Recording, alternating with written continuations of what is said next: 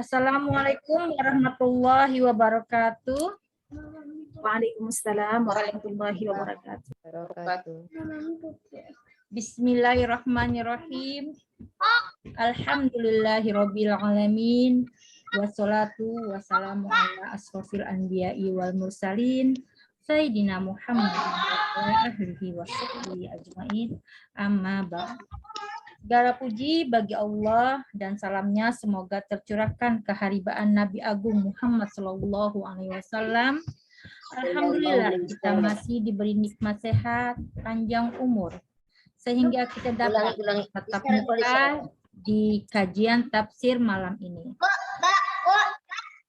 Tema kita hari ini adalah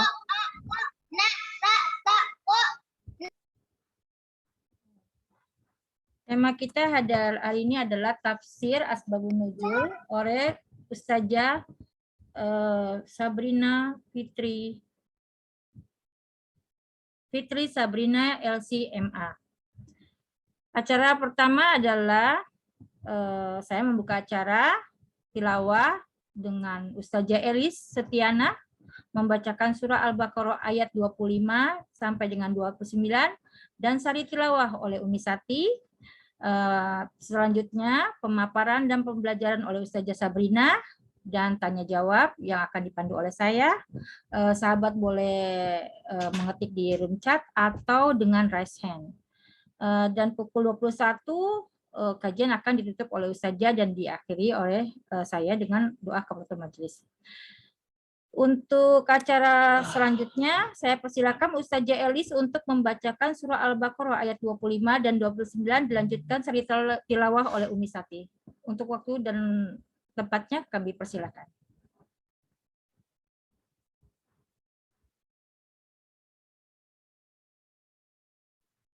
Ustazah Elis.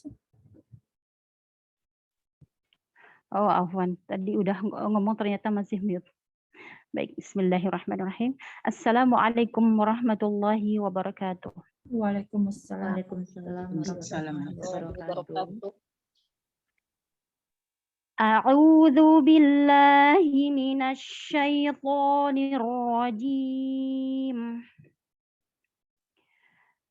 Bismillahirrahmanirrahim. وبشر الذين آمنوا وعملوا الصالحات أن لهم جنات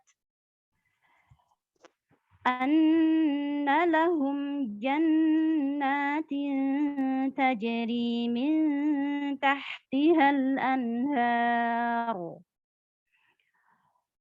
كلما رزقوا منها من ثمرة رزقا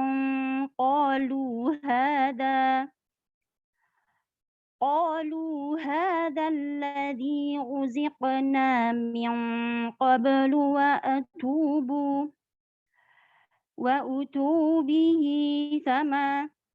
وأتوا به متشابها ولهم فيها أزواج مطهرة وهم فيها خالدون إن الله لا يستحيي أن يضرب مثلا ما بعوضة فما فوقها فأما الذين آمنوا فيعلمون أنه الحق من ربهم وأما الذين كفروا فيقولون ماذا أراد الله بهذا مثلا يضل به كثيرا ويهدي به كثيرا وما يضل به إلا الفاسقين الذين ينقضون عهد الله من بعد ميثاقه ويقطعون ما أمر الله به أن يوصل ويفسدون في الأرض أولئك هم الخاسرون كيف تكفرون بالله وكنتم أمواتا فأحياكم ثم يميتكم ثم يحييكم ثم إليه ترجعون هو الذي خلق لكم ما في الأرض جميعا ثم استوى إلى السماء فسواهن 7 سماوات وهو بكل شيء عليم Sadaqallahul azim.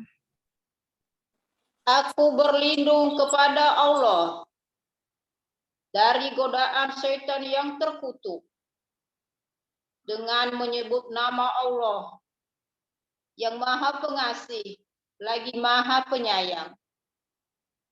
Dan sampaikanlah kabar gembira kepada orang-orang yang beriman dan berbuat kebajikan, bahwa untuk mereka disediakan surga-surga yang mengalir di bawahnya sungai-sungai.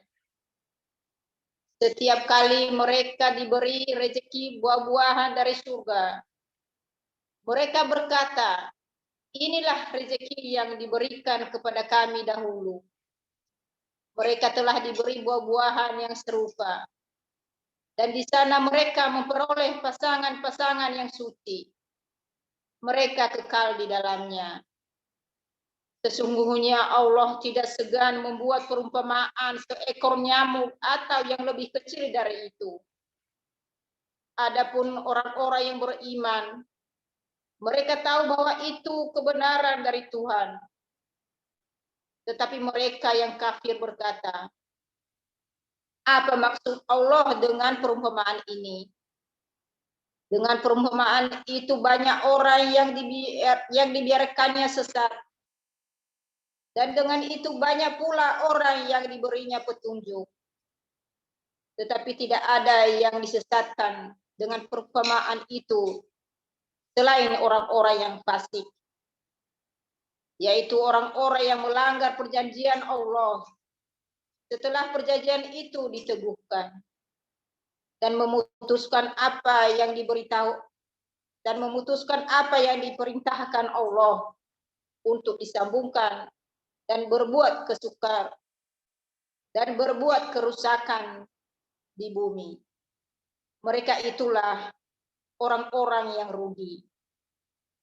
Bagaimana kamu ingkar kepada Allah, padahal kamu tadinya mati, lalu Dia menghidupkan kamu.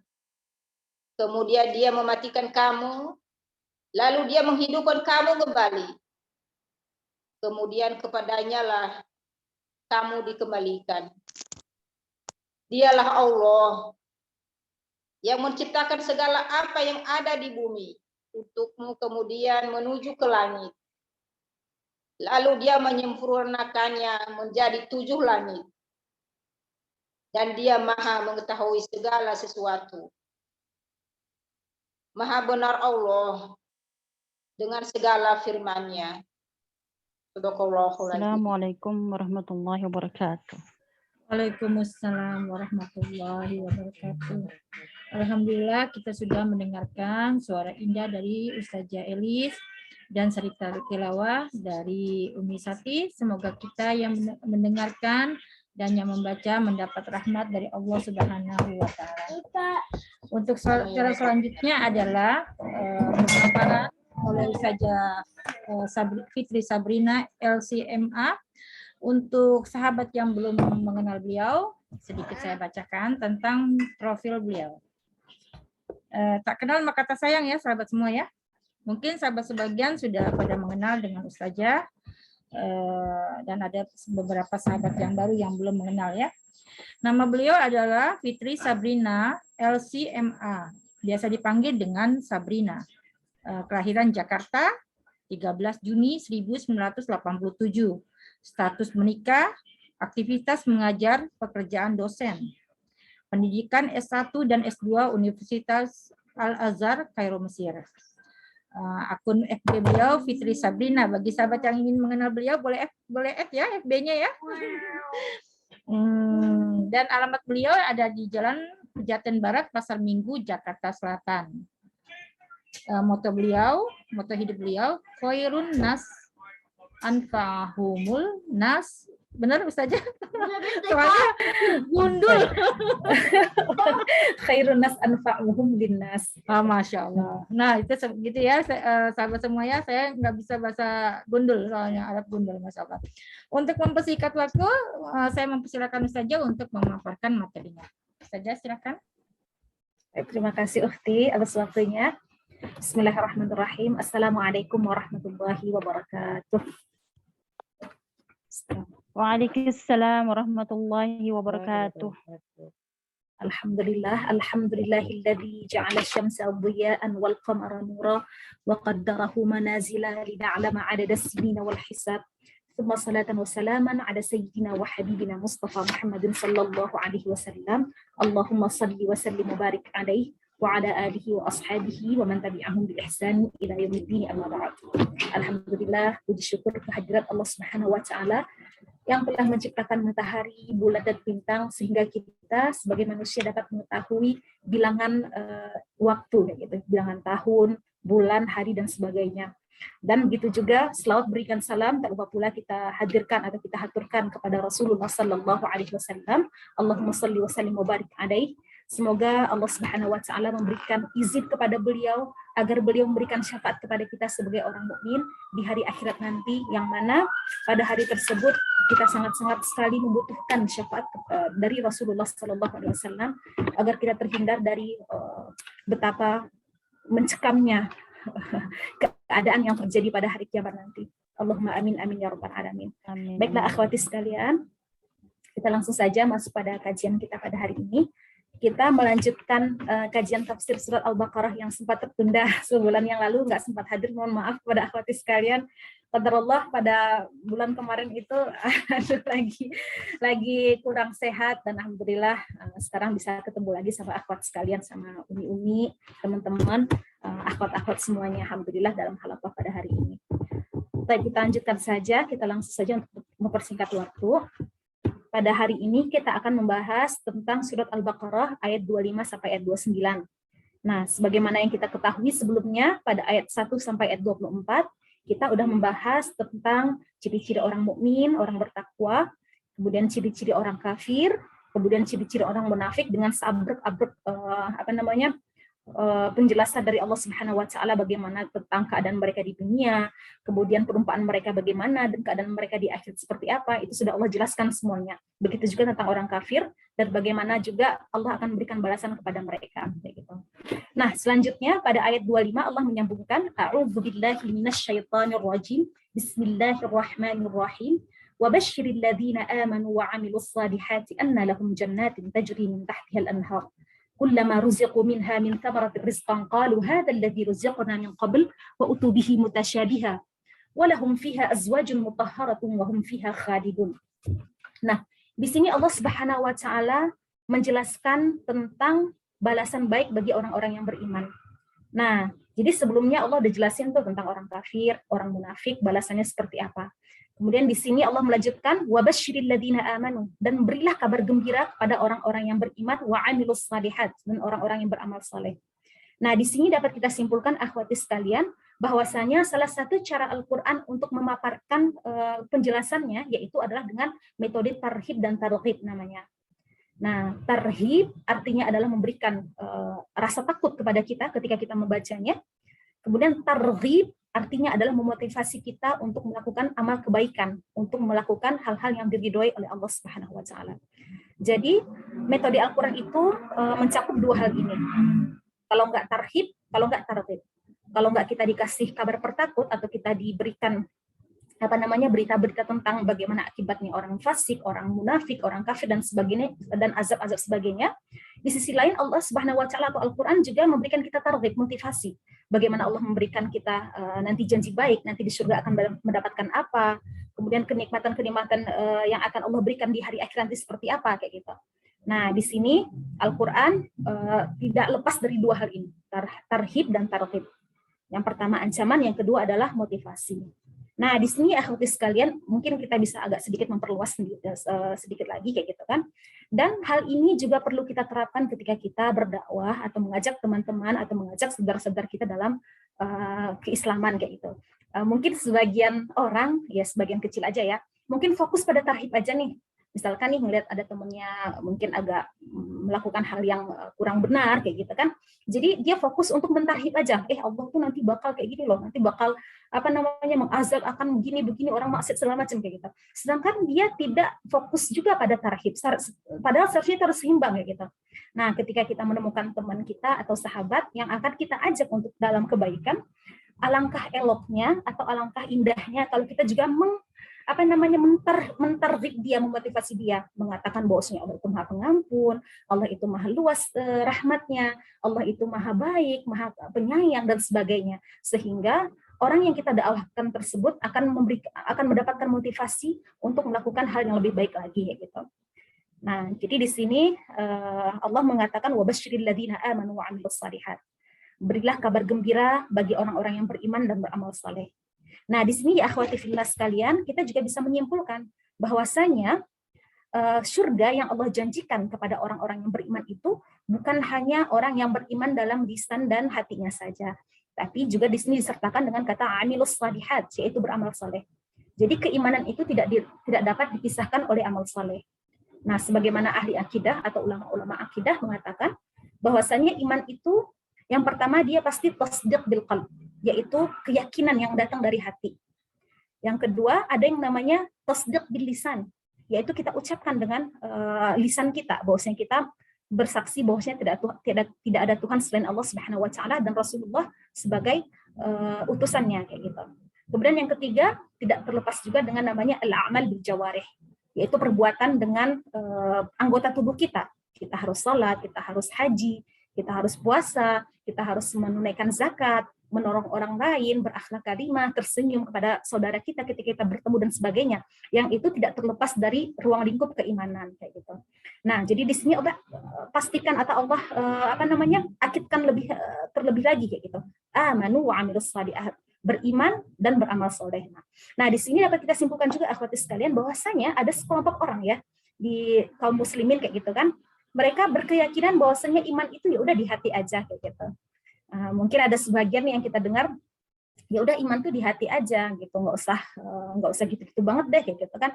Atau mungkin ada sebagian orang yang mengatakan ya udah kita nggak perlu sholat, nggak perlu zakat, yang penting keimanan saya sudah mencapai kepada Allah Subhanahu wa taala, saya sudah mencapai makom tertinggi kepada Allah Subhanahu wa taala sehingga saya tidak memerlukan lagi yang namanya sholat, zakat, haji dan sebagainya. Nah, di sini tidak benar ya akhwati ya, ini adalah pemahaman yang salah. Kenapa? Karena yang namanya iman pasti bergandengan terus dengan amal soleh, yang mana termasuk di situ ibadah dan sebagainya kayak gitu. Nah, kemudian di sini Allah mengatakan anna lahum jannatin tajri min tahtihal anhar. Bahwasanya Allah menjanjikan bagi orang-orang yang beriman dan amal soleh itu jannatin tajri min tahtihal anhar, surga-surga atau taman-taman yang tajri min tahtihal anhar, yang mengalir di bawahnya sungai-sungai. Masya Allah. Nah, jadi di sini bukan hanya satu sungai, akhwati. Di sini banyak sekali sungainya. Sebagaimana Allah Subhanahu wa taala juga jelaskan di sebuah ayat dalam surat Muhammad kalau nggak salah ya. Allah mengatakan Mathalul jannati allati wa'idal muttaqun fiha anharun min ma'in ghairi asinin wa anharin min labanin lam yataghayyar ta'amuhu wa anhar min khamrin ladzatin lisyaribin wa anharin min asalin musaffa. Nah, jadi di dalam surga tersebut banyak sekali sungai-sungai yang mengalir yang bisa kita minum, yang bisa diminum oleh orang-orang yang masuk di dalamnya gitu. Nah, dalam surat Muhammad ini Allah mencontohkan beberapa sungai saja. Yang pertama Allah mengatakan fiha anharun min ma'in ghairi asin. Ada sungai-sungai ada sungai yang mana mengalir di situ air yang rasanya sangat segar sekali, yang tidak payau. Kemudian ada anhar min labanin lam yataghayyar ta'muhu, sungai dari susu yang segar. Ada juga anharun min khamrin ladzatil lisyaribin, sungai yang terbuat dari yang isinya itu adalah khamr, atau ya sesuatu yang memabukkan kayak gitu. Ladzatil lisyaribin, yang orang-orang meminumnya akan mendapatkan kelezatan. Dan yang di sini di akhir ayat ini Allah juga mengatakan wa anharun min asalin musaffa, dan sungai-sungai yang terdapat dalamnya itu adalah madu-madu yang murni kayak gitu. Jadi banyak sekali sungai-sungai terdapat di dalam surga tersebut. Dan ini merupakan segelintir atau sedikit saja Allah ceritakan tentang nikmat-nikmat surga tersebut. Dan nikmat surga itu sangat banyak sekali kayak gitu. Tidak hanya sungai-sungai saja, tapi di situ juga nanti ada azwajun mutahharah, sebagaimana Allah sebutkan walahum fihi azwajun mutahharah, yaitu pasangan-pasangan yang suci dan mendapatkan apa yang kita inginkan kayak gitu. Lahum fiha ma yashtahun, dan Allah akan memberikan apa yang kita inginkan. Semuanya kita bisa minta kepada Allah Subhanahu wa taala. Kemudian di sini Allah juga mengatakan kemudian dikatakan di sini kullama ruziqu minha min thamaratir rizqan qalu hadzal ladzi ruziqna min qablu wa utubihi mutasyabiha. Nah, orang-orang yang masuk dalam surga tersebut, mereka akan diberikan buah-buahan yang mana buah-buahan tersebut mirip dengan yang lainnya. Nah, di sini menunjukkan bahwasanya kenikmatan surga itu sangat-sangat banyak sekali atau sangat-sangat tinggi sekali. Misalkan di pagi hari mereka diberikan buah-buahan yang berwarna merah, kemudian rasanya berbeda kayak gitu, lezat. Kemudian di siang hari diberikan juga buah yang berwarna yang mirip tapi rasanya ternyata beda-beda kayak gitu. Mungkin kalau kita analogikan di dunia ini, misalkan ya akhwati fillah, misalkan nih kita makan buah mangga. Nah, buah mangga itu kan banyak jenisnya, bukan hanya mangga golek saja, ada mangga apel, ada mangga mana lagi dan sebagainya kayak gitu kan. Jadi dia buah-buahan yang serupa tapi ternyata dia tuh hakikatnya berbeda kayak gitu. Namun semuanya terangkum dalam kelezatan. Jadi semuanya sama-sama lezatnya, tidak ada yang tidak enak sedikit pun kayak gitu. Jadi di sini dikatakan kullama ruziqu minha min thamaratir rizqa qalu hadzal ladzi ruziqna min qabl gitu. Jadi tadi kok udah dikasih ini juga ya, tapi pas dimakan ternyata beda rasanya. Kemudian nanti datang lagi yang mirip dengan itu, ternyata rasanya juga berbeda kayak gitu. Nah, ini merupakan bentuk kenikmatan yang ada dalam surga yang Allah berikan kepada orang-orang yang mukmin gitu. Kemudian selanjutnya Allah mengatakan walahum fiha azwajun mutahharatun wa hum fiha khalidun. Dan orang-orang yang beriman akan diberikan pasangan-pasangan yang suci di situ. Suci di sini artinya adalah suci dari kotoran batin, dan begitu juga suci dari kotoran zahir. Jadi pasangan-pasangan di surga nanti, baik itu laki-laki ataupun perempuan, sama saja ya, karena azwajun di sini artinya adalah pasangan, bukan hanya istri-istri saja, tapi suami-suami juga akan Allah bersihkan dari kotoran-kotoran batin. Tidak ada rasa iri, rasa dengki, dendam, dan sebagainya. Begitu juga Allah akan membersihkan mereka dari kotoran-kotoran zahir, seperti mereka tidak ada buang air besar, tidak ada ingus, tidak ada keringat, tidak ada nifas, tidak ada haid, dan sebagainya. Jadi Allah akan memberikan mereka itu pasangan-pasangan yang benar-benar suci, yang dapat mereka saling menikmati gitu satu sama lain di situ gitu. Wahum fiha khalidun, dan mereka di sana kekal di dalamnya. Tidak Allah keluarkan, ketika sudah masuk tidak akan pernah keluar setelah itu gitu. Nah, di sini atau di ayat 25 ini Allah menjelaskan sedikit tentang nikmat surga. Namun akhwati sekalian, perlu kita ketahui bahwasanya kenikmatan surga yang Allah jelaskan dalam ayat-ayatnya, dan begitu juga yang Rasulullah SAW jelaskan dalam hadis-hadisnya, itu merupakan segelintir, hanya setitik saja perumpamaan yang dapat kita bayangkan kayak gitu. Kenapa? Karena kenikmatan surga itu pada hakikatnya adalah kenikmatan yang tidak bisa kita bayangin, nggak bisa kita kita tasawurkan dalam otak kita gitu. Karena Rasulullah SAW pernah bersabda dalam sebuah hadis qudsi, Allah berkata, "A'dadtu li'ibadis salihin ma la 'ainun ra'at wa la udhunun sami'at wa la khatara 'ala qalbi bashar." Allah Subhanahu wa taala mengatakan, aku telah menyiapkan pada hamba-hambaku yang saleh ma la 'ainun ra'at, yang mana kenikmatannya tersebut tidak pernah sedikit pun atau tidak pernah sekalipun dilihat oleh mata manusia, wala udhunun sami'at, dan tidak pernah terdengar kenikmatannya itu sebelumnya oleh telinga manusia, wala khatara 'ala qalbi basyarin, dan bahkan tidak pernah terbetik sedikit pun oleh kita akan mendapatkan kenikmatan tersebut. Nah, jadi apa yang kita pahami dari ayat ini atau yang kita bayangkan dari ayat ini adalah hanya setitik saja dari kenikmatan surga yang sebenarnya. Adapun kenikmatan surga yang sebenarnya itu wallahu a'lam bishawab, jauh berlipat-lipat lebih lebih banyak lagi dan lebih nikmat lagi dari apa yang kita bayangkan kayak gitu. Bahkan kita sendiri nggak bisa ngebayanginnya seperti apa itu, saking nikmatnya. Baik. Alhamdulillah, kemudian kita lanjutkan pada ayat 26 Allah berfirman, Innallaha la yastahi an yadriba mathalan ma ba'udatan fama fawqaha fa amma alladhina amanu faya'lamuna annahu al-haqqu min rabbihim wa amma alladhina kafaru fayaquluna madza arada Allahu bihadza mathala yudhillu bihi katsira wa yahdi bihi katsira wa ma yudhillu bihi illa al-fasiqin. Nah, ayat ini Allah berpindah topik ya. Tadi kan sudah dijelaskan tentang kenikmatan surga dan balasan bagi orang-orang yang beriman dan beramal saleh. Kemudian di ayat 26 ini Allah berpindah topik tentang perumpamaan-perumpamaan yang Allah berikan di dalam Al-Quran. Okay. Allah mengatakan innallaha la yastahi an yadriba mathala. Allah tidak pernah malu an yadriba mathala untuk membuat perumpamaan ma ba'udatan fama fawqaha, berupa seekor nyamuk atau yang lebih rendah atau yang lebih kecil dari nyamuk-nyamuk tersebut gitu. Nah, di sini akhwati fillah, seorang sahabat yaitu Ibnu Abbas berkata bahwasanya ayat ini turun kepada orang-orang Yahudi yang meremehkan perumpamaan Allah Subhanahu wa taala yang Allah cantumkan di dalam Al-Qur'an. Jadi pada waktu itu orang Yahudi ini mendengar tentang ayat Al-Qur'an yang turun. Jadi dalam Al-Qur'an tersebut Allah memberikan perumpamaan, diantaranya perumpamaan seperti lebah, kemudian ada juga perumpamaan seperti angkabut, yaitu laba-laba kayak gitu. Jadi pada waktu itu orang Yahudi ketika mendengarkan ayat-ayat Allah yang turun seperti itu, mereka meremehkan. Hah, ngapain Allah memberikan perumpamaan dengan benda-benda kecil seperti ini? Jadi mereka tidak yakin atau tidak percaya bahwasanya ayat tersebut turun dari Allah Subhanahu wa taala. Jadi dia pikir Allah yang Maha Agung, yang Maha Esa, yang Maha Berkuasa, kenapa kok Allah memberikan perumpamaan dengan hal-hal remeh seperti itu? Nah, Allah Subhanahu wa taala berfirman dalam sebuah ayat, yaitu perumpamaan tentang lalat ya. Ya ayyuhan nasu duriba mathalan fastami'u lahu innal ladzina tad'una min dunillahi lan yakhluqu dzubaban walau ijtama'u lahu. Allah berfirman dalam surat Al-Hajj ayat 73, wahai manusia sekalian, Allah Subhanahu wa taala telah memberikan perumpamaan, maka dengarkanlah perumpamaan tersebut. Sesungguhnya orang-orang yang menjadikan selain Allah Subhanahu wa taala sebagai sembahan, lam yakhluqu dzubaban, mereka tidak akan pernah dapat menciptakan seekor lalat pun, walau ijtama'u bih, walaupun mereka semuanya berkumpul dengan kekuatan mereka kayak gitu. Kemudian di ayat lain Allah memberikan perumpamaan tentang laba-laba, yaitu pada surat Al-Ankabut ayat 14. Allah berfirman, "Matsalul ladzina ittakhadhu min dunillahi awliya kamatsalil ankabut ittakhadat baitan wa inna awhanal buyuti labaitil ankabut law kanu ya'lamun."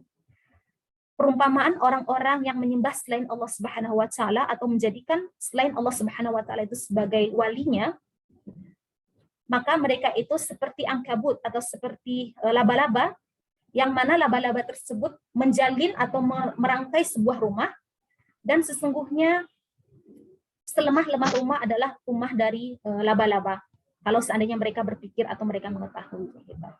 Nah, jadi ketika orang Yahudi mendengarkan ayat ini, mereka meremehkan atau mengejek gitu. Nah, kenapa Allah memberikan perumpamaan terhadap makhluk-makhluk kecil seperti itu, seperti tidak ada faidahnya kayak gitu. Nah, jadi di ayat ini Allah merat atau Allah menyanggah bahwasanya Allah tidak malu untuk memberikan perumpamaan dengan hal-hal remeh tersebut seperti nyamuk dan sebagainya, ataupun lebih kecil dari nyamuk seperti atom dan sebagainya, banyak sekali dalam Al-Qur'an ya. Gitu. Kenapa? Karena sebenarnya dalam perumpamaan ini, kalau seandainya kita dapat memikirkan atau kita dapat merenungkan bahwasanya perumpamaan yang Allah berikan ini bukanlah hal yang sia-sia, bukanlah hal yang remeh sebenarnya, tapi ada hal besar di balik itu. Gitu. Misalkan pada surat Al-Hajj tadi kan ayat 73 Allah mengatakan bahwasanya orang-orang yang tidak beriman kepada Allah atau menyembah kepada selain Allah, mereka tidak akan pernah atau sesembah-sembah mereka tidak akan pernah dapat menciptakan seekor lalat pun kayak gitu, walaupun mereka telah mengumpulkan kekuatan mereka. Nah, kalau kita perhatikan, kita sebagai seorang beriman, ketika kita mendengar ayat ini, seharusnya kita berpikir atau merenungkan kenapa Allah memberikan perumpamaan seperti seekor lalat. Nah, ternyata kalau kita pikirkan atau kalau kita telah lagi akhwati fillah, bahwasanya lalat itu adalah makhluk yang kecil. makhluk yang dapat terbang ke sana dan kemari, kemudian dapat menempel dari satu tempat ke tempat lain. Dia memiliki mata yang yang sangat unik kayak gitu kan. Kemudian dia dapat memindahkan satu penyakit ke penyakit yang lain atau ke sebuah virus atau bakteri dari satu makhluk ke makhluk yang lain kayak gitu. Ini adalah hal yang remeh, adalah hal yang makhluk yang mungkin bisa dikatakan makhluk yang menjijikkan atau makhluk yang tidak berfaedah bagi kita manusia, bahkan kita ketika ketemu lalat bahkan kita akan membunuhnya kayak gitu kan, akan membasminya kayak gitu. Namun ternyata hal yang sangat remeh ini sedikit aja kayak gitu kan, sesembahan selain Allah Subhanahu wa taala atau makhluk selain Allah Subhanahu wa taala tidak akan pernah bisa menciptakan seekor lalat yang remeh tersebut kayak gitu. Jadi di sini Allah memastikan bahwasanya tidak ada yang berhak disembah selain Allah Subhanahu wa taala, yang mana Allah dapat menciptakan lebah dan lebah itu adalah sesuatu yang remeh.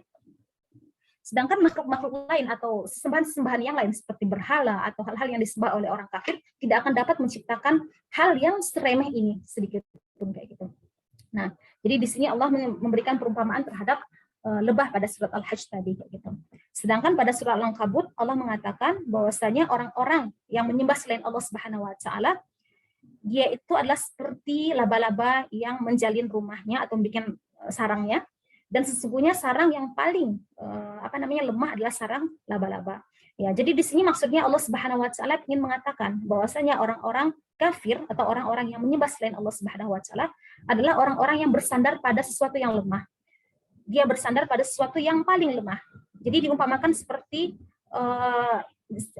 jaring laba-laba. Kalau kita lihat akhwati fillah ya, jaring laba-laba itu ketika menempel di plafon rumah kita atau di pintu rumah kita atau di dinding rumah kita, ketika angin bertiup dia akan bergoncang ke sana kemari, akan ke kiri ke kanan, bahkan akan jatuh ke bawah kayak gitu.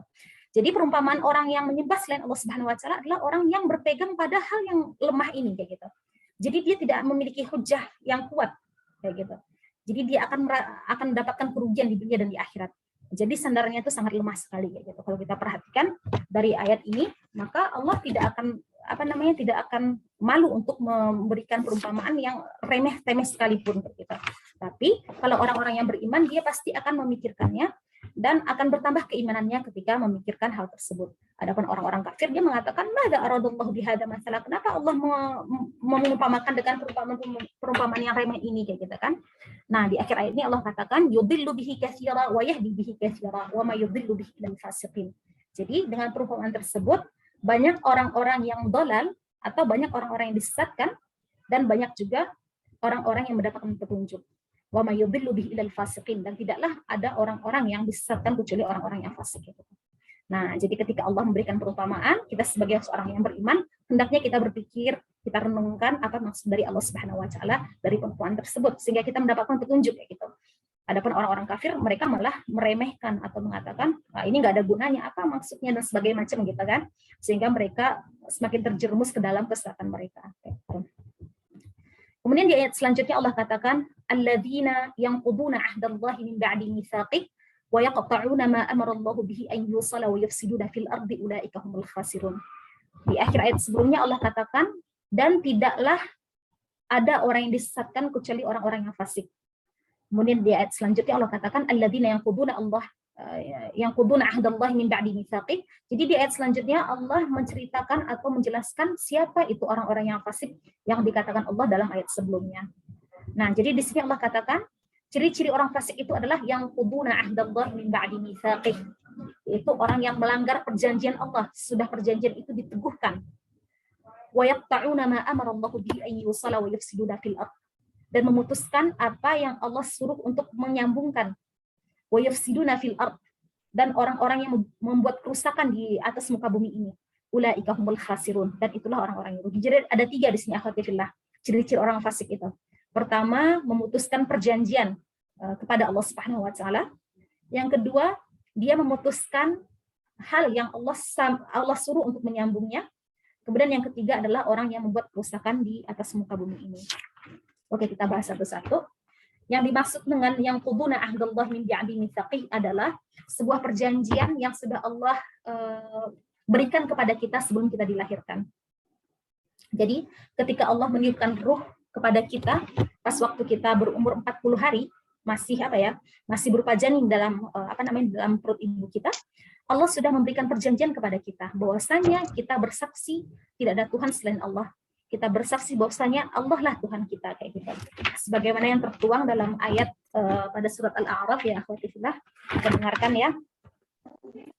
Surat Al-A'raf ayat 172 Allah berfirman, "Wa idz akhadha rabbuka min bani adama min dhuhurihim dzurriyyatahum wa ashhadahum ala anfusihim alastu bi rabbikum qalu bala syahidna an taqulu yaumal qiyamati inna kunna an hadza ghafilin."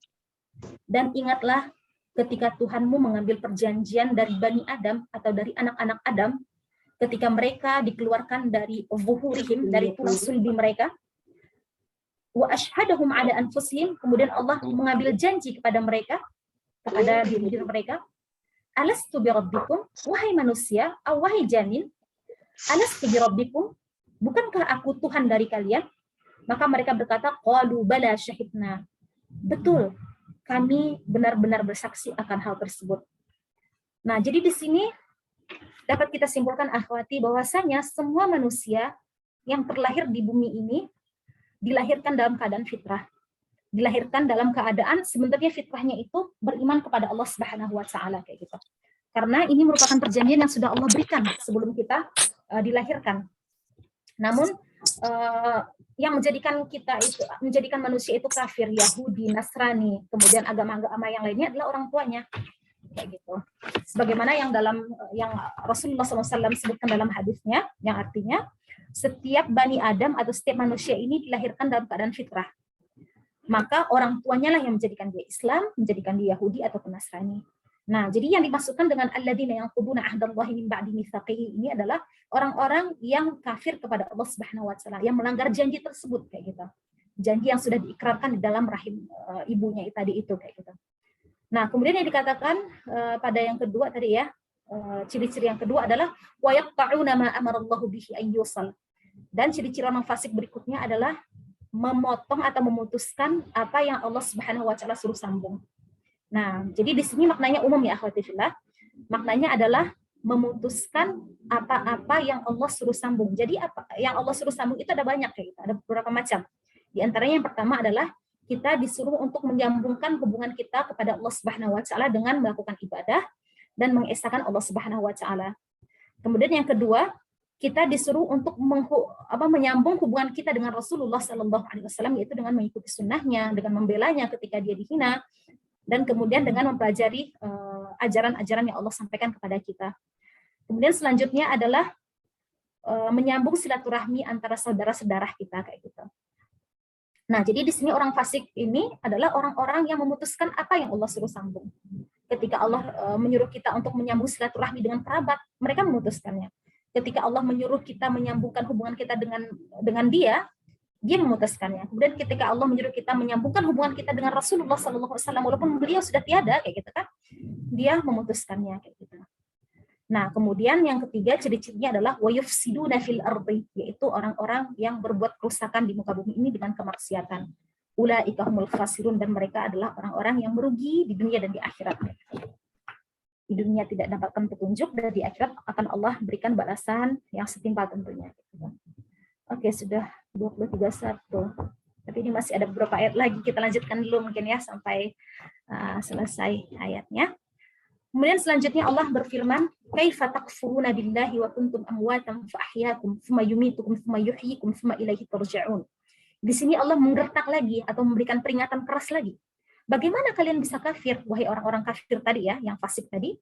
Bagaimana kalian bisa kafir kepada Allah Subhanahu wa taala wa kuntum amwatan fa ahyaakum, sedangkan kalian sebelumnya itu mati, enggak ada. Fa ahyaakum, kemudian Allah hidupkan kalian. Tsumma yumitukum, kemudian Allah matikan kalian.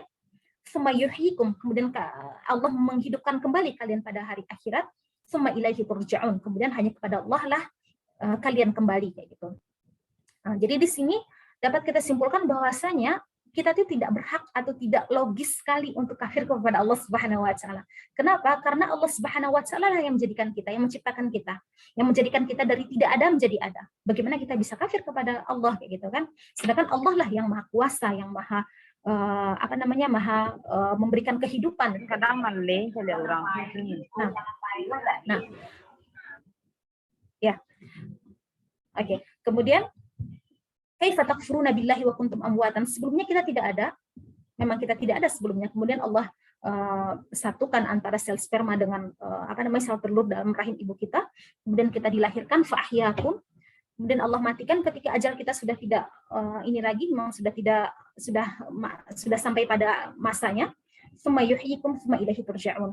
Kemudian Allah hidupkan lagi kita pada hari akhirat untuk menjalani hisab kita. Tsumma ilaihi turja'un. Kemudian terakhir kita akan kembali kepada Allah, yang mana itu jalannya cuma dua, kalau nggak surga, kalau nggak neraka, kayak gitu kan. Kemudian ayat terakhir kita percepat saja karena waktunya sudah lewat. Walladzi khalaqalakum ma fil ardi jami'an tsumma istawa ila as-sama'i fasawwahunna sab'a samawat wa huwa bikulli syai'in 'alim. Dan dialah Allah yang menciptakan bagi kalian itu ma fil ardi jami'an, apa-apa yang ada pada bumi ini semuanya. Tsumma istawa ila as-sama', kemudian Allah beristiwa ke langit, fasawwahunna sab'a samawat, kemudian Allah ciptakan langit-langit tersebut menjadi 7 lapisan. Wa huwa bikulli syai'in 'alim, dan Allah lah Maha mengetahui segala sesuatu. Jadi akhwati fillah, dalam ayat ini kita bisa lihat ya, Allah menciptakan untuk kita, khalaqalakum, untuk kalian semua wahai manusia, fil ardi jami'a, semuanya untuk kalian. Jadi Allah ciptakan bumi, Allah ciptakan tanah, air, apalagi ada angin, ada air, ada apa lagi, ada udara, ada pepohonan, tumbuhan, itu untuk kita semuanya. Hewan-hewan juga untuk kita semuanya. Jadi di sini dapat kita simpulkan bahwasanya hukum segala sesuatu yang ada di atas bumi ini adalah halal. Hukum asalnya adalah halal dan suci, kayak gitu. Sampai ada dalil yang mengharamkannya dan mengatakan bahwasanya dia itu najis. Misalkan nih, apa hukumnya makan daun rambutan, misalkan. Ya, selagi tidak ada dalil yang mengatakan dia haram, ya itu halal saja, boleh kita makan, kayak gitu kan. Kemudian apa hukumnya kalau kita makan cumi-cumi misalkan di lautan? Selagi tidak ada dalil yang mengharamkan, berarti dia halal, kayak gitu. Jadi sebenarnya kalau kita perhatikan kembali akhwati fillah, apa yang di bumi ini lebih banyak halalnya daripada haramnya, kayak gitu. Lebih banyak halalnya daripada haramnya. Kecuali misalkan nih kalau untuk binatang, Allah mengharamkan yang berkuku panjang, yang bertaring, kayak gitu kan, yang makan najis dan sebagainya, ada beberapa cirinya. Sedangkan yang halal itu banyak sekali. Perbandingannya sangat jauh berbeda, kayak gitu. Misalkan Allah mengharamkan khamar, hal yang memabukkan alkohol, tapi Allah menghalalkan kepada kita misalkan air sumur, air hujan, ada misalkan nanti ada air di mata air, kemudian nanti ada air buah-buahan atau air yang kita keluarkan dari pepohonan atau dari tumbuh-tumbuhan, kayak gitu, semuanya halal. Namun di sini kalau kita perhatikan manusia secara dia itu sebagai manusia ya, yang punya hawa nafsu, kayak gitu kan. Manusia itu hawa nafsunya selalu menggiring untuk kepada hal-hal yang haram. Padahal hal-hal yang haram itu tidak banyak, hanya sedikit, kayak gitu. Tapi hawa nafsu itu selalu menggiring kita untuk mengambil atau untuk mengkonsumsi hal-hal yang haram, kayak gitu. Sedangkan Allah menciptakan yang halal itu sangat banyak sekali. Nah, disinilah kita mesti memilih atau mesti menjaga diri kita, kayak gitu kan. Kenapa kok kita harus mengerjakan hal yang dilarang Allah, sedangkan yang halal aja banyak. Misalkan nih, nauzubillah, kenapa orang harus berzina, sedangkan nikah itu ada, kayak gitu kan. Kenapa orang mesti mengkonsumsi bipang misalkan, babi panggang dan sebagainya yang tren sekarang, gitu kan. Sedangkan yang halal banyak. Ada buah-buahan, ada bebek misalkan, atau ada kerbau, ada sapi dan sebagainya. Tapi itulah hawa nafsu manusia ini selalu condong untuk pada hal yang haram, yaitu. Kemudian semastawa ila sama'i fasawwahunna, kemudian Allah beristiwa ke atas langit ke-7 dan menjadikan dia menjadi 7 lapis, wa huwa bikulli syai'in 'alim, dan Allah lah yang mengetahui segala sesuatu, gitu. Baik, jadi di sini akhwati fillah yang dapat kita simpulkan dari pelajaran kita hari ini adalah yang pertama, bahwasanya keimanan tidak terlepas dari amal soleh. Kemudian yang kedua, bahwasanya Allah tidak malu untuk memberikan perumpamaan pada hal-hal yang remeh, tapi kita sebagai orang yang beriman mesti memikirkan atau mesti berta'amul, kayak gitu ya, merenungkan apa maksud dari perumpamaan Allah Subhanahu wa taala tersebut, sehingga kita akan mendapatkan hidayah, bukan malah tersesat dari jalan Allah Subhanahu wa taala. Kemudian selanjutnya di sini kita mesti menghindari ciri-ciri orang fasik tadi ya, yang sudah Allah sebutkan, ada 3 macam ciri-cirinya. Yang pertama yaitu memutuskan janji kepada Allah Subhanahu wa taala, kemudian memutuskan hal-hal yang mesti kita sambungkan, dan yang terakhir adalah membuat kerusakan di atas bumi ini, yaitu kemaksiatan. Kemudian yang terakhir adalah Allah menciptakan bumi seisinya ini untuk kita sebagai manusia, dan hukum segala sesuatu itu adalah halal dan suci selama tidak ada dalil yang mengharamkan atau selama tidak ada dalil yang mengatakan bahwasanya sesuatu itu adalah najis, kayak gitu. Tapi itu aja mungkin yang dapat disampaikan. Mohon maaf atas segala kekurangan. Mungkin sampai di sini saja. Kita kembalikan kepada moderator. Silakan Ukti. Jazakillah khairan katsiran Ustazah atas pemaparannya. Sedikit saya simpulkan, Allah memberikan Al-Quran tidak lepas dari tarhik, rasa ketakutan, tarkib ya Ustazah, melakukan amal kebaikan. Targhib pakai ghain itu. Tarhib pakai ha sama targhib pakai ghain. Targhib, tarhib. Masya Allah. Dan Allah juga akan membersihkan pasangan kita dan mereka akan kekal di dalamnya. Perumpamaan orang-orang yang tidak beriman kepada Allah seperti laba-laba, orang yang lemah sekali. Ciri-ciri orang fasik adalah orang yang melanggar janji Allah, memutuskan Allah untuk menyambung kerusakan di muka bumi. Untuk pertanyaan tanya jawab, barangkali sahabat sekalian ada yang ingin bertanya, boleh di room chat atau raise hand langsung bertanya kepada Ustazah. Silakan. Jangan malu-malu.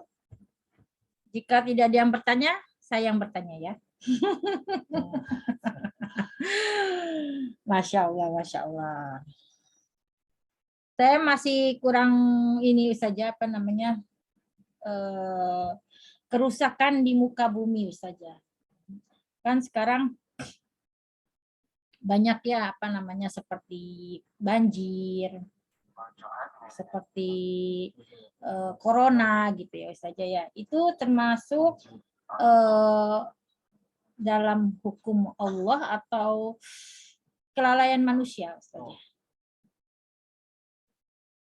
Ini masuk teori konspirasi nih kayaknya. Aduh nih.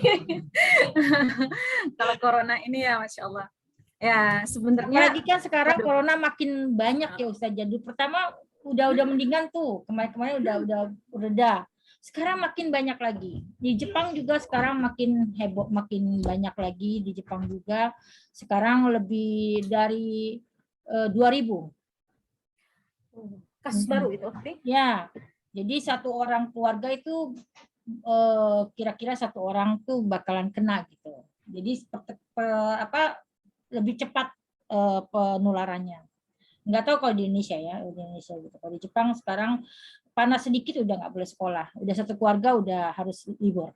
Jadi udah benar-benar tingkat 2 gitu ya kewaspadaannya. Aduh, jadi bagaimana? Jadi pertanyaannya gimana nih? Saya jadi bingung nih. Nggak nyambung.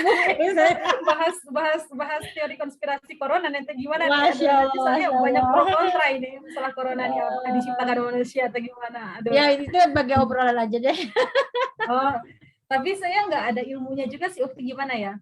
Tapi mungkin sedikit saya bahas tentang yang ayat dulu mungkin Ukti ya. Nah, ciri-ciri orang fasik tadi kan yang pertama dia melanggar perjanjian yang sudah Allah tetapkan kepada dia, kemudian memutuskan apa yang Allah suruh sambung, dan yang ketiga adalah yufsiduna fil ardi, membuat kerusakan di bumi. Sebenarnya membuat kerusakan ini lebih condong atau lebih pemahamannya itu lebih kepada kemaksiatan. Tapi kemaksiatan ini sebenarnya luas maknanya. Misalkan bisa jadi dengan kemaksiatan yang kita lakukan, kita dapat merusak lingkungan juga kayak gitu ya nggak, Okti? Itu akan berdampak juga ke sana. Karena kerusakan lingkungan itu disebabkan oleh kemaksiatan juga pastinya kayak gitu. Misalkan nih orang buang sampah sembarangan, itu kan juga maksiat kecil sebenarnya, hal yang remeh sebenarnya. Tanpa kita sadari itu merupakan perbuatan yang udah melanggar aturan Allah gitu. Karena Allah mengatakan an-nazafatu minal iman, kebersihan itu bagian dari iman. Kita disuruh untuk menjaga lingkungan kita dan sebagainya. Nah, ketika kita melakukan hal tersebut, ya tanpa kita sadari kita juga merusak lingkungan kayak gitu. Jadi dampaknya ke sana gitu. Adapun masalah corona ini, wallahu a'lam, sebenarnya ya gimana ya? Ini ada pro kontra juga nih, Ukti. Apakah memang diciptakan oleh manusia? Emang ada sengaja manusia menyuntikkan bukan menyuntikkan ada sebuah virus yang sebenarnya dia nggak terlalu nggak terlalu berbahaya kayak gitu ya, kemudian dikasih amoniak atau ditambahin zat-zat kimia sehingga dia menjadi lebih lebih ganas dan menyebabkan penyakit yang berat kepada manusia, kemudian disebarkan dengan tujuan tertentu, misalkan nih tujuannya untuk menguasai ekonomi, misalkan menguasai politik dan sebagainya. Ya itu sebenarnya sih ada pro kontra sih, Ukti. Ada yang mengatakan memang itu benar adanya, ada juga yang mengatakan ya itu memang benar-benar virus yang tanpa sengaja tersebar kayak gitu. Allah alam, kalau itu mah kayaknya kita bisa diskusi deh sama yang lain, mungkin yang lain ada pendapat. Kalau saya pribadi ya wallahu a'lam sih, saya memang cenderung kepada teori konspirasi itu sih. Wallahu a'lam. Karena memang sebelumnya nggak ada itu. Kok tiba-tiba dia menjadi ganas itu apa sih kayak gitu kan, kayaknya nggak masuk akal kalau tidak dikasih sesuatu, kalau nggak bukan diciptain juga sih sebenarnya, virus bukan diciptakan ya, memang dia makhluk hidup ya. Kalau nggak dia diberikan bahan-bahan lain sehingga dia menjadi ganas. Kalau saya memang lebih cenderung ke teori konspirasi tadi, tapi mungkin ada sebagian teman-teman atau saudara-saudara yang tidak setuju dengan pendapat itu. Ya ini kayaknya gitu, bisa aja ya gitu, nggak ada benar dan salah deh kayaknya. Itu gimana nih sama umi-umi yang lain, mungkin ada baca berita atau punya keyakinan yang lain atau gimana? Kalau Ufti sendiri gimana nih, cenderungnya kepada yang mana nih? Saya cenderungnya ya ada ya, karena manusianya juga mungkin maaf ya saja ya agak jorok gitu mungkin ya, mengkonsumsi yang bukan seharusnya. Kalau saya berprinsipnya seperti itu, karena saya tahu dengar kabar kalau misalkan itu kan dari negara ini ya kan, jadi jadi mereka tuh kan mengkonsumsi apa saja yang sebenarnya tidak boleh dimakan, mereka makan gitu. Nah dari situ mereka kena penyakit yang akhirnya menimbulkan penularan yang secara cepat gitu ya saja, yang saya tahu gitu ya. Kalau saya tapi sebagian juga sahabat saya tidak percaya kalau itu corona itu ini gitu ya. Cuman ya kita kan pernah nggak ingin berdebat ya masalah itu. Ya keyakinan sendiri aja, yang penting kita quiz aja, yang penting hati-hati saja kalau keluar pakai masker ya sahabat semua ya, Ustazah juga ya. Iya, aduh kalau kena corona nih, ini saya udah kena ini ukti keluarga ini gitu, udah sampai.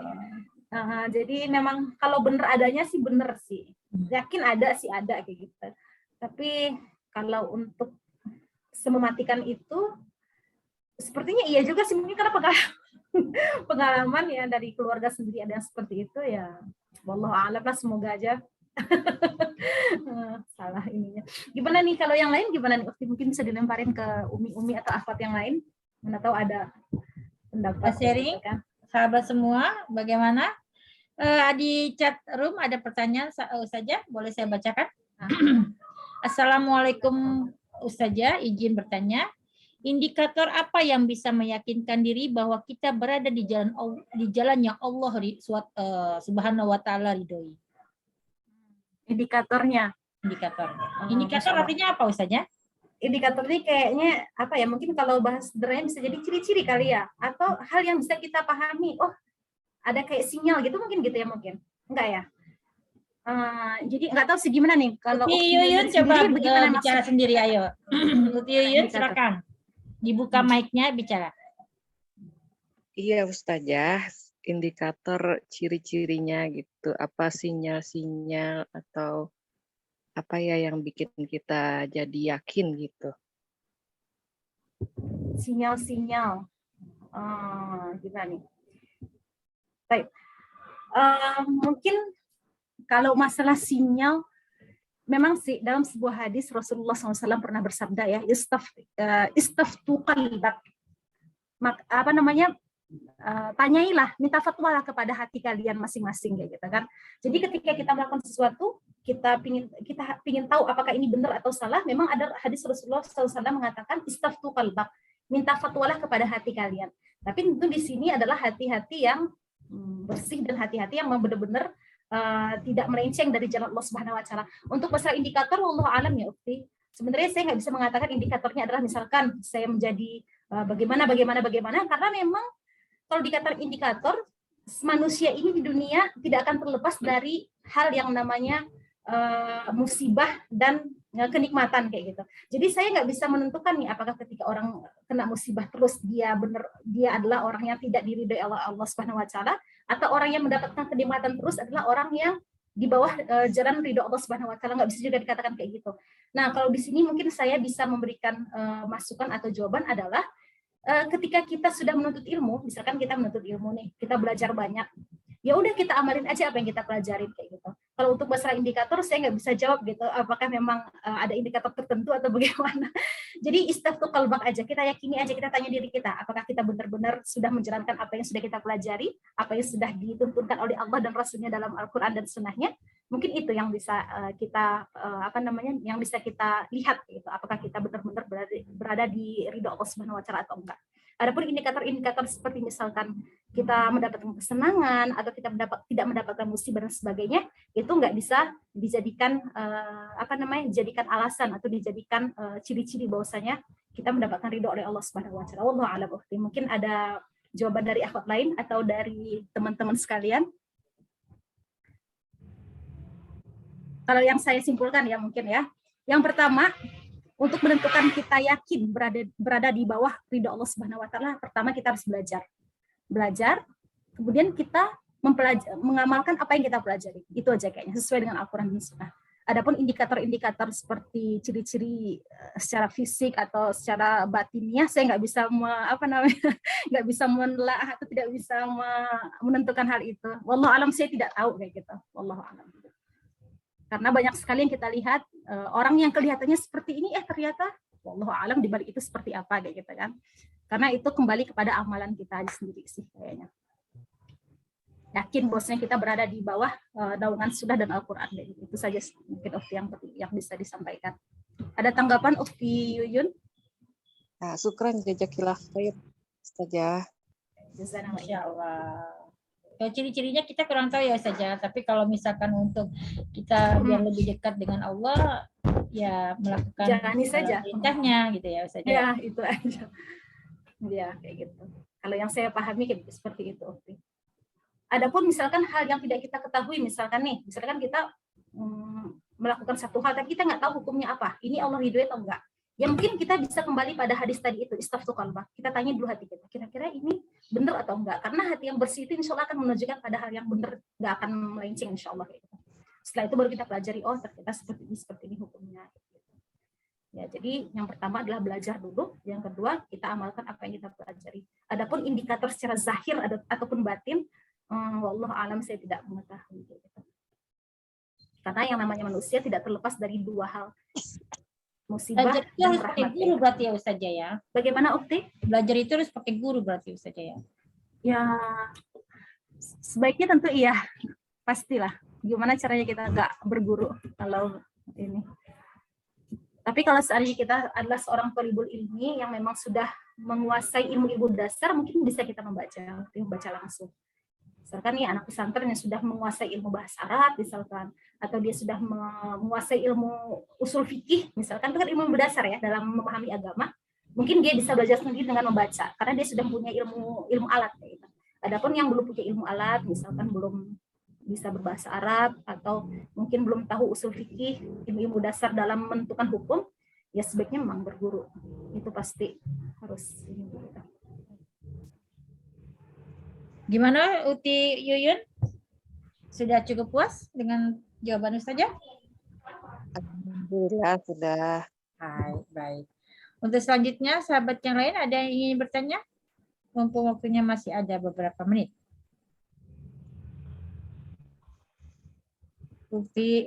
Umi Saidah, mic-nya dibuka. Ada yang ingin bertanya? Kayaknya pemalu-pemalu nih hari ini. Kenapa ya? Apa kita yang bertanya Ustazah? Ini paham apa tertidur ya nggak gitu? Boleh kayaknya kita aja yang bertanya. Kita yang bertanya ya Ustazah. Soalnya atau mungkin tidur nih.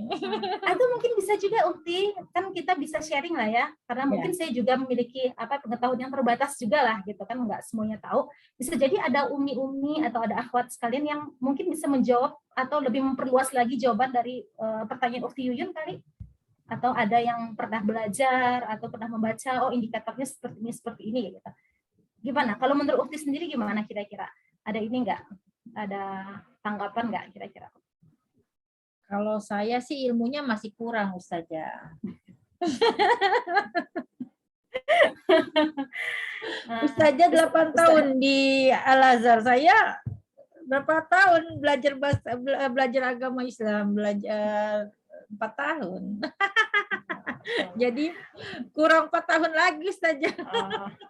Sebenarnya enggak sih Ukti, itu nggak bisa dibilangan tahun tuh nggak menjadi jaminan sih, karena belajar tuh ya pasti seumur hidup ya sampai mati itu nggak akan selesai. Mungkin di sini ada ustazah juga ya Ukti ya, ustazah yang lain kali ya, mana tahu ada yang berikan tanggapan masalah ini. Bagaimana kalau kita yakin? Bagaimana? Ada memberikan tanggapan Ustazah Nyimas?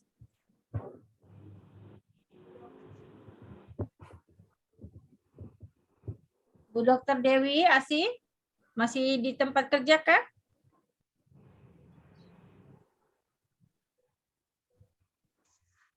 Ukti, saya tanya dong. Boleh, silakan Umi. Ini apa? Tadi baru dapat postingan ya tentang apa musibah, wabah. Kenapa waktu kita ada tsunami Aceh? Maksudnya orang Nasrani ya bicara Aceh itu kan serambi Mekah gitu ya. Maksudnya banyak orang-orang yang alim lah di sana. Kenapa sampai terjadi tsunami yang begitu hebat di Aceh? Terus kan ada juga yang lagi rame lah, nanti Bali itu tunggu aja gitu. Bali ini tuh nanti sebentar lagi akan ditenggelamkan gitu. Itu bagaimana kami untuk menjelaskan kepada orang-orang yang seperti menekan gitu kepada kita umat Islam? Jawabannya kita bagaimana ya? Bagaimana saja? Sedikit berat pertanyaannya. Tunggu, saya masih belum mendapatkan poin pertanyaannya. Gimana tadi itu? Gimana kita menanggapi hal ini? Menanggapi hal yang kan ada, jadi gini, ada di share gitu ya. Sebentar lagi, lihat aja, sebentar lagi Bali akan ditenggelamkan karena banyaknya maksiat di sana gitu. Terus mereka umat Nasrani bilang, kenapa mesti urus Bali gitu? Coba lihat bencana yang sudah diberikan kepada Aceh, yang mana mereka bilang Aceh itu serambi Mekah gitu. Terus diberikan oleh Allah tsunami yang begitu hebatnya itu. Terus kami untuk membela ucapan mereka tuh bagaimana? Kata-kata yang bisa menyadarkan mereka lah kalau itu tuh ujian gitu. Gimana? Oke, bismillahirrahmanirrahim. Untuk mengatakan bahwasanya sebuah musibah itu adalah musibah ataupun ujian, yaitu kembali kepada pribadi masing-masing. Maksud saya seperti ini, manusia itu tidak pernah lepas dari ujian dan kenikmatan. Tidak lepas dari musibah, mendapatkan musibah ataupun kenikmatan. Adapun musibah ini bisa jadi pertama, dia itu merupakan sebuah teguran, memang karena kita banyak maksiatnya gitu kan, atau bisa jadi merupakan sebuah ujian yang akan menaikkan level kita ke level yang lebih tinggi lagi kayak gitu. Nah, adapun musibah-musibah yang terjadi di sebuah daerah seperti di Aceh kayak gitu kan, atau di tempat-tempat lainnya, kita sendiri wallahu a'lam tentu kita tidak bisa mengatakan ini merupakan merupakan sebuah ujian yang akan menaikkan level kita, memastikan kayak gitu ya, memastikan bahwasanya ini merupakan sebuah ujian yang akan menaikkan level kita ke level lebih tinggi lagi, ataupun memastikan bahwasanya ini merupakan musibah karena kemaksiatan yang terjadi. Tapi sebenarnya seperti ini pada intinya umi-umi sekalian atau ukti sekalian, Allah memang sudah mengatakan dalam firman-Nya kayak gitu kan, ketika sebuah masyarakat atau sebuah kaum itu sudah zalim, sudah banyak melakukan kemaksiatan kepada Allah Subhanahu wa taala, memang ada ayatnya yang mengatakan bahwasanya Allah akan menghancurkan tempat tersebut, akan dibinasakan tempat tersebut, kemudian digantikan dengan orang-orang yang lain yang akan menyembah Allah Subhanahu wa taala. Tapi kalau untuk masalah ini kita nggak bisa mengatakan 50 secara hitam di atas putih. Oh ini musibah, oh ini ujian. Yang penting kita introspeksi diri aja kita. Kita bagaimana kayak gitu. Kita ini sebenarnya gimana? Kita ini memang sudah menjalankan perintah Allah atau enggak kayak gitu. Jadi kembali aja kepada diri kita sendiri kayak gitu loh. Ya kita introspeksi aja. Ini benar-benar ujian atau ini memang musibah karena kemaksiatan kita gitu. Allah alam bisawab. Mungkin itu aja yang bisa saya ini. Adapun untuk menjawab pertanyaan atau komentar dari orang Nasrani tadi, tunggu aja tuh Bali bakal diinin. Kalau menurut saya, wallahu a'lam, kalau yang mengatakan itu orang mukmin, kalau menurut saya sih agak gimana ya? Wallahu a'lam, ini menurut saya pribadi ya, Ukti ya. Mungkin bisa ada pendapat lain gitu kan. Kayaknya kurang elok kalau kita katakan seperti itu. Kalau seandainya kita melihat ada kemaksiatan di situ, kenapa kok kita enggak termotivasi untuk berdakwah lebih lagi gitu. Tapi kenapa kok kita seakan-akan mendoakan ya udah bakat tenggelam gitu kan, seakan-akan kita nyumpahin gitu. Padahal sebenarnya ya udah kita lakukan apa yang kita bisa gitu. Selama kita bisa berdakwah untuk lingkungan sekitar kita, ya udah kita lakukan aja itu. Enggak perlu deh kayaknya bakal kayak gimana ya, kayak seakan-akan didoain, ya lihat aja deh nanti bakal begini, bakal begitu. Kalau menurut saya sih lebih baik apa yang kita bisa lakukan, kita lakukan. Istilah sekecil apapun yang bisa kita lakukan, kita lakukan deh gitu. Daripada kita menjudge seperti itu. Allah alam, itu adalah rahasia Allah Subhanahu wa taala sebenarnya gitu, apakah memang ujian atau musibah. Tapi memang bisa, kita udah tahu memang di Bali itu banyak sekali kemaksiatan, tapi ya itulah peran kita, apa yang bisa kita lakukan kayak gitu kan. Apa yang bisa kita kontribusiin untuk menyebarin dakwah ini. Ya mungkin dengan posting yang kecil-kecil aja, mungkin postingan-postingan di FB atau di WA, mudah-mudahan itu akan memberikan perbaikan yang lebih lah. Dan kita berdoa gitu, semoga Allah menyelamatkan Indonesia ini dari musibah-musibah seperti itu gitu. Dan kita nggak bisa menjudge ini adalah musibah yang benar-benar karena hukuman Allah, atau memang benar-benar musibah yang akan menaikkan level kita sebagai seorang mukmin. Wallahu a'lam. Kalau saya lebih prefer ke ini sih, lebih melakukan apa yang bisa kita lakukan dan berdoa aja yang terbaik untuk negeri ini. Karena sedih juga ya kita kalau dengar ada musibah-musibah seperti itu. Begitu. Wallahu a'lam bishawab. Mungkin ada tanggapan lain dari akhwat sekalian atau ustazah-ustazah yang lain. Mana sahabat semua, ada yang ingin menanggapi? Umi Saida bagaimana? Sudah puas dengan jawaban Ustazah? Apa ada lagi? Sudah. Sudah puas? Baik.